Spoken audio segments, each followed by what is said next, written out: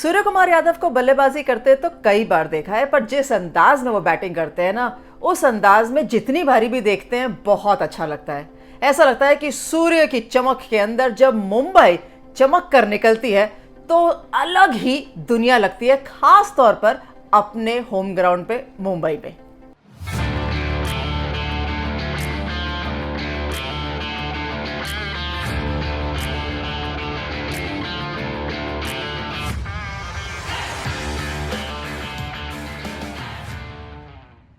स्वागत है आपका डिफरेंट स्ट्रोक्स के अंदर। और डिफरेंट ही स्ट्रोक्स लगाए थे सूर्य कुमार यादव ने। एक बार फिर जिस अंदाज में इतने सालों से सूर्य कुमार यादव को बैटिंग करते हुए देखते आ रहे हैं ना, उसी अंदाज में एक बार फिर बैटिंग करते हुए नजर आए। कहां? अपने घर पे। टीम गुजरात, वही टीम जिसके विरुद्ध पिछली बार मुंबई हार गई थी, लेकिन वो उनका घर था। ये मुंबई का घर है जहां पर मुकाबला खेला गया था और सामने गुजरात को पटकनी दी, ऐसे आसानी से नहीं, 100 रन बना के। और सिर्फ इस टूर्नामेंट का चौथा शतक है, लेकिन पहला, दूसरा, तीसरा और चौथा बहुत ज़्यादा फर्क नहीं है, क्योंकि गेंद तो हर कोने में जा रही थी मैदान के। इनफैक्ट जब बल्लेबाजी करने शुरू करी थी ना मुंबई ने, तब कहीं ना कहीं ऐसा लगा कि शायद लंबा स्कोर बनाना बहुत मुश्किल लगा, क्योंकि एक के बाद एक विकेट जा रही थी। कौन बनाता? शुरुआत अच्छी हुई थी रोहित और ईशान की, लेकिन जो एक साझेदारी आप सोचते हैं पावर प्ले के बाद लंबी बनेगी, जब रोहित आउट हो गए तो फिर दूसरी विकेट, तीसरी विकेट गिरते गए, लेकिन सूर्या एक छोर पे ऐसे डटे रहे। और शायद वही एक उम्मीद थी, सूर्य की किरण थी जो मुंबई के साथ रही कि कहीं ना कहीं 180, चलिए 190, चलिए 200, लेकिन जहां जाके रुकी ना मुंबई, वहां पे जो कॉन्फिडेंस मिला होगा कि अब हमें चिंता करने की जरूरत नहीं है। चिंता तो दूसरी तरफ थी, क्योंकि राशिद खान ने तो 4 विकेटें ली थी। भाई उनसे पूछिए उनको कैसा लग रहा होगा 4 विकेटें लेने के बाद भी, कि मैंने इतनी खराब गेंदबाजी या बाकियों ने इतनी खराब गेंदबाजी थोड़ी करी। लेकिन जब सूर्य कुमार यादव का बल्ला चलता है ना, तो सिर्फ एक ही चीज होती है, वो है शोर मचता है और गेंद हर तरफ जाती है ग्राउंड के। भाई वाह, एक और wonderful fantastic innings from Surya Kumar Yadav. जब चेस करने के लिए आए तो ऐसा लगा ही नहीं कि गुजरात के बल्लेबाज मैदान में पहुंचे। एक चीज है, मुझे हमेशा लगता है कि शुभमन गिल खास तौर पर, क्योंकि इंपैक्ट प्लेयर के तरीके से इस्तेमाल कर रहे हैं, तो फील्डिंग करने आ नहीं पाते ज्यादातर। मोहित शर्मा या किसी भी और खिलाड़ी को पहले जगह मिल जाती है, गेंदबाजी जॉश लिटल होता है। तो जब बैटिंग करने आते हैं ना, और खासतौर पर 200 से अधिक का टारगेट चेस करना, तो खराब शॉट या एक लेंथ बॉल का चयन करना सोच के कि वो शॉर्ट गेंद है, हो सकता है। और मुझे लगता है कि क्योंकि वो फील्डिंग नहीं करते ना, तो बहुत जल्दी सेट नहीं होती, ना आईज सेट हो पाती हैं, ना आप गेम के अंदर इमीडिएटली एडजस्ट कर पाते हो। पहले बैटिंग करके अगर आप इम्पैक्ट प्लेयर होकर बाहर चले जाएं तो एक बात है, लेकिन अगर बाद में जब चेस कर रहे हैं और एज एन इम्पैक्ट प्लेयर अंदर आए, तो इतना आसान नहीं होता कि मैच की पेस पर उतनी ही स्पीड से एडजस्ट करना। खैर, जब रिद्धिमान साहा आउट हुए उसके बाद उम्मीद थी कि शायद शुभमन गिल रन बनाएंगे, लेकिन बहुत एक खराब शॉट। पीयूष चावला का outstanding start of the spell, जब उन्होंने विजय शंकर को क्लीन बोल्ड किया। और पीयूष चावला की तरफ नजर डालिए, वो भी उस लाइनअप में हमने दिखाया था ना, जब अभी युजवेंद्र चहल सबसे लीड विकेट टेकर बन गए, तो उसी लाइनअप के अंदर पीयूष चावला भी, अमित मिश्रा भी हैं, तीनों लेग स्पिनर हैं इस लाइनअप के अंदर। और हाईएस्ट विकेट टेकर का लाइनअप है वो इस टूर्नामेंट में। उन्होंने भी अच्छी विकेटें ली, पीयूष चावला ने, सामने से मडवाल ने भी विकेटें ली। लेकिन जब एक के बाद एक खराब शॉट के चलते गुजरात विकेट खोता गया ना, तब लगा नहीं किसी भी समय पे कि गुजरात बैटिंग करने पहुंची थी। वो जो 100 रन बनाए थे ना सूर्य कुमार यादव ने, उसके तले इतना ज़्यादा दबाव था कि उठ नहीं पाई गुजरात की टीम। 2 अंक नहीं मिले, उसका फर्क बहुत ज़्यादा गुजरात को तो नहीं पड़ा है पॉइंट्स टेबल पर, क्योंकि वो अभी भी सबसे पहले पॉइंट पोजीशन पर है, 16 अंक उनके पास है। लेकिन मुंबई को ज़रूर फर्क पड़ा है, क्योंकि नीचे से छलांग लगा के ना वो तीसरे अंक पे आ गई हैं, पॉइंट्स टेबल पर अच्छे खासे अंकों पर हैं। और कम से कम कॉन्फिडेंस ज़रूर रहेगा, क्योंकि अभी भी उनके मुकाबले बचे हैं। और वो दोनों मुकाबले खेलने के बाद ये ज़रूर हो सकता है कि हम सेफ हो जाएंगे, कम से कम एक सेफ जोन में पहुँच ज़रूर गए हैं अभी तक इस स्थिति को देखते हुए।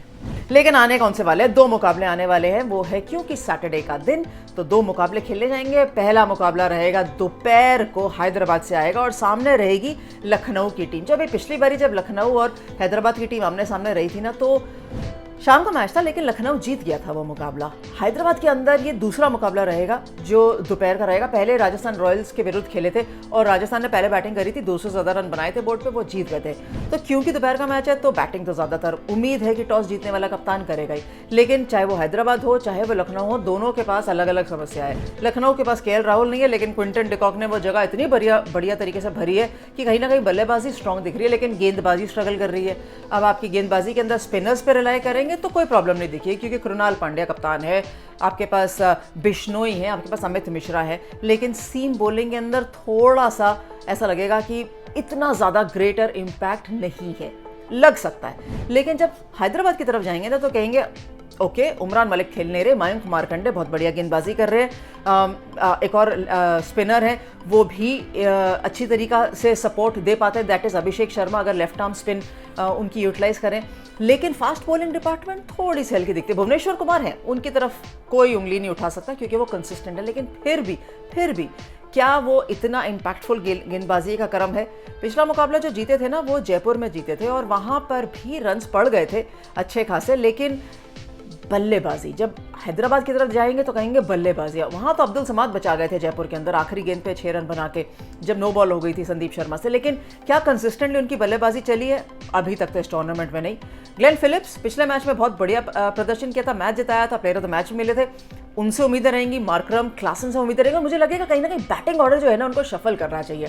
ये जरूर है कि इंडियन प्लेयर्स कंसिस्टेंटली अच्छा नहीं कर पा रहे, इंक्लूडिंग मयंक अग्रवाल, राहुल त्रिपाठी, लेकिन फिर भी अगर जो इंटरनेशनल प्लेयर्स अच्छा कर रहे हैं, आप उस बैटिंग ऑर्डर को शफल करके मुझे लगता है ज़्यादा समय मिलना चाहिए क्लासन को बल्लेबाजी का, फिलिप्स को, इवन एडन मार्करम को बल्लेबाजी में पहले आना चाहिए, तभी कुछ कॉन्टेस्ट दिखेगा लखनऊ और हैदराबाद के बीच में, वरना कहीं ऐसा फीका सा कॉन्टेस्ट ना निकल जाए, क्योंकि हैदराबाद अभी तक मैचेस खेले, उनके 4 मैच बचे इस मैच को इंक्लूड करके, तो उनके पास मौका है 8 से आधे और आगे जाके अंक तालिका में बढ़ने का, लेकिन लखनऊ के पास बहुत कम चांस है यहाँ से गलती करने का। सो मुकाबला किसकी तरफ जाएगा?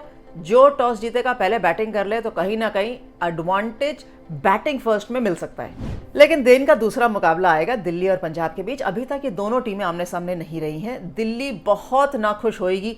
पिछला मुकाबला जो चेन्नई के विरुद्ध हारी थी, चेन्नई के अंदर वो टारगेट चेज होना चाहिए था, चेज होना चाहिए था, चेज होना चाहिए था। कोई खराबी नहीं थी उस पिच के अंदर, सिर्फ खराबी थी बल्लेबाजी के अंदर।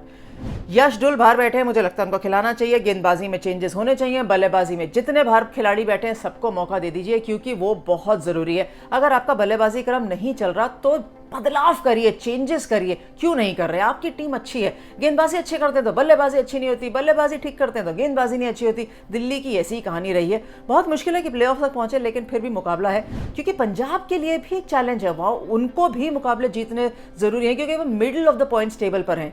क्योंकि ये दोनों टीमें आमने सामने पहली बार होंगी और बहुत जल्दी दूसरी बार भी होंगी, लेकिन पहली बार जो जीत हासिल कर लेगा दिल्ली के मैदान में अभी तक, क्योंकि पिछला मुकाबला हुआ था तो बहुत ठंडा माहौल था, तो पिच की जो सिचुएशन थी हमने देखा था, दिल्ली ने चेस किया था बैंगलोर के विरुद्ध, लेकिन अब गर्मी बढ़ गई है और गर्मी बढ़ने से क्या होगा, कहीं ना कहीं पिच में थोड़ा सा सूखापन ज़्यादा बढ़ सकता है। हालांकि मुकाबला नहीं हुआ है कुछ दिनों से वहाँ पर, लेकिन फिर भी सूखापन के चलते स्पिनर्स को मदद मिलेगी। स्पिनर तो दिल्ली में भी है, अक्षर पटेल ने अच्छी गेंदबाजी करी थी, कुलदीप यादव ने कितनी बढ़िया गेंदबाजी करी थी, वो तो प्रॉब्लम नहीं है। लेकिन पंजाब के लिए समस्या ये है कि अगर उनके सीम बॉलर्स लगातार रन खाते जाएंगे, क्योंकि पिछले मुकाबले में उठा के देख लीजिए, हर्षदीप सिंह को, एलिस को बहुत रन्स पड़े हैं, ऐसी कंसिस्टेंसी नहीं दिखी है इवन रबाडा से, तो क्या कौन खिलाएंगे? क्या बैलेंस खिलाएंगे टीम का, स्पेशली बैटिंग में? मुझे लगा था पिछले मुकाबले में भी सिकंदर रजा को खिलाना चाहिए था। क्या सिकंदर रजा वापस आ सकते हैं इस लाइनअप के अंदर? क्योंकि वो ज़रूरी हैं। सैम करन बहुत महंगे साबित हुए हैं, लेकिन खेलेंगे तो ज़रूर ना, तो वो बैलेंस पंजाब को देखना ज़रूरी है। दिल्ली तो अपने घर में खेल रही है, कम से कम कोशिश करेगी कि जीत के साथ एंड का टूर्नामेंट कम से कम अच्छे तरीके से ख़त्म करे। Match in the balance, Delhi Punjab, अपनी अपनी फेवरेट टीम पिक कर लीजिए, पहले मैच में भी दूसरे मैच में भी, और जल्दी बताइएगा, क्योंकि उसके बाद और 2 मुकाबलों की बातें भी तो करनी है, तो समय बहुत कम है, क्योंकि वीकेंड शुरू हो चुका है। Thank you very much for watching different strokes.